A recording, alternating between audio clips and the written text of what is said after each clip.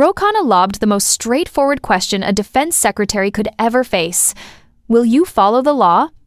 And Hegst still couldn't bring himself to say yes, not to war powers limits, not to court decisions, not even to the most basic constitutional safeguards.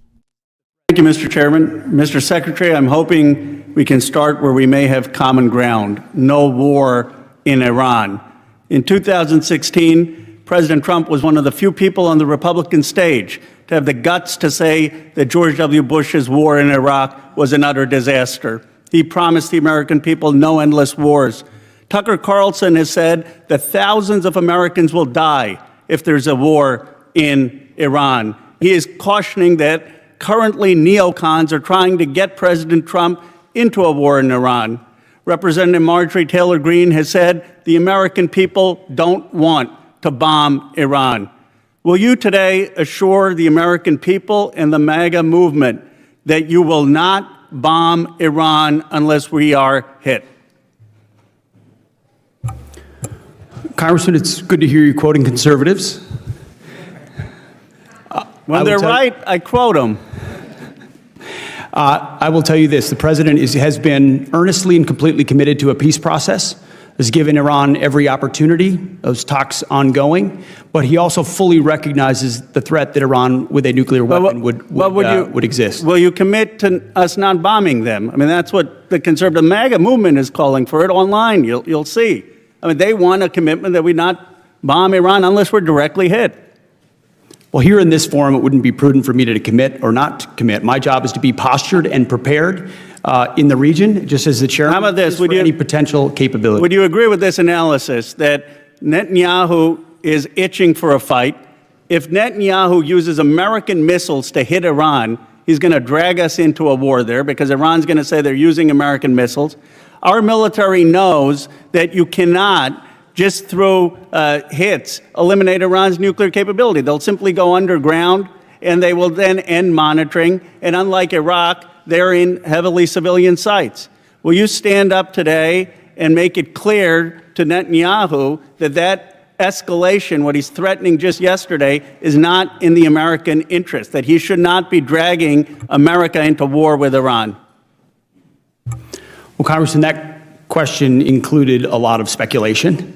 What I know is that Bibi Netanyahu is going to put his country first, and we're going to put our country first, and we're positioned properly in the region to ensure that we're prepared for any potential contingency. Are you concerned about his escalation into Iran, and will you assure the American people you're going to do everything possible to keep us out of a war in Iran? We remain, as the president has said, committed to creating the conditions for peace, creating the conditions for talks where Iran does not have the ability to develop a nuclear weapon. I'm running out of time, 2 minutes, so let me ask you another matter. Senator Baldwin asked you about the legal authority for the Marines in my state. I disagree with you. I thought not only do I not want Marines in Iran, I don't want them in California. But I don't want to get a gotcha. You know, they said, what provision? Your administration since then has filed in the federal district court. You're arguing that the Marines should be allowed to defend federal property. I disagree with you. That's your argument. Here's where I hope we can agree. Whatever the federal district court decides, will you abide by it? Well, this is a pending situation. So will you agree, though, that it's not my legal view, it's not your legal view that makes the decision in America. It's the federal judiciary.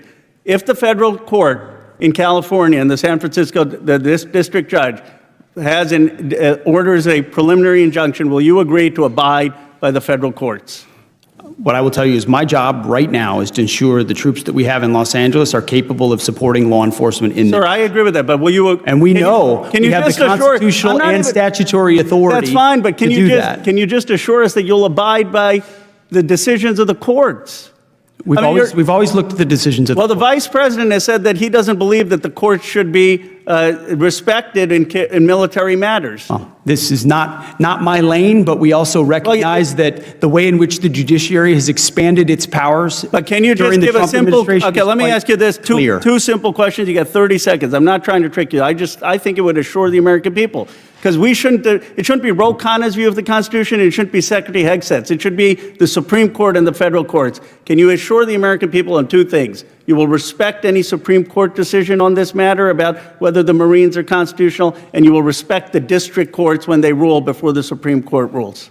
What I can say is we should not have local judges determining foreign policy or national security policy for the country. So you're not willing to say you would respect those decisions? What I'm saying is local district judges shouldn't make foreign policy for the United States. Gentleman's time's expired. Chair now recognize. Representative Ro Khanna asked the Defense Secretary what should be the easiest, most straightforward question any government official could answer. Will you follow the law? That's it. Not a trick question. Not a complicated legal puzzle. Just, will you follow the law? And yet, unbelievably, Secretary Hegst could not give a direct yes. Think about what that means. The law isn't optional. Court rulings aren't suggestions, and constitutional checks on military power, especially war powers, are some of the most important safeguards we have in our system.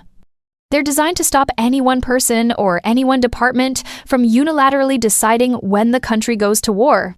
But when asked whether he would respect those limits, Hegst dodged. He wouldn't commit to following war powers requirements.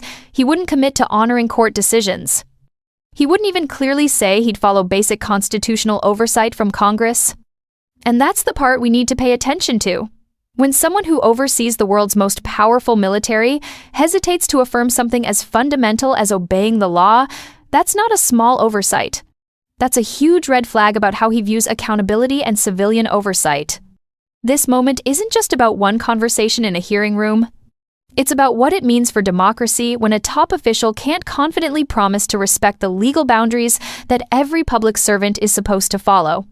So when you hear that Ro Khanna asked the simplest question imaginable, understand that the simplicity is the whole point.